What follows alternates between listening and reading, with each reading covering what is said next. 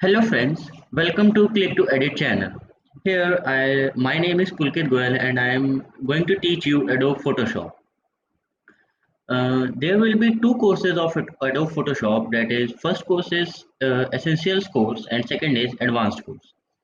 In Essentials course, I'll tell you how to edit photos, uh, make flyers, banners, artboards, and etc. In advanced course, I'll teach you to make 3D images, to edit videos, to make GIFs, and many more. So, before you start the course, I want you to set up the Photoshop like mine. So, go to Windows and Workspace and Essentials Default. This is the default window of Photoshop.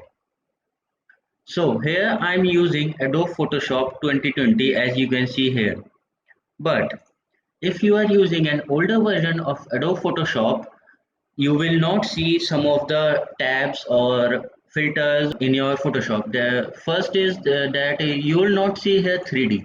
3D is a new version which is only available in 64-bit version. If you are using Adobe Photoshop 2020 and your system is 32-bit operating, you will not see 3D option here, and some of the filters like render and noise you will not see. So see that I've signed in of my Gmail account to use my libraries. So from where you can use the libraries? Here. So libraries are very useful to copy your arts, colors, patterns, backgrounds, artworks, and etc. And you can access uh, it from anywhere. So I'll access from Illustrator, Premiere Pro, Photoshop, or any other Adobe product. You have to sign into Creative Cloud account. So on a Mac, it's on top right of your window, but on a PC, it's on bottom right the window.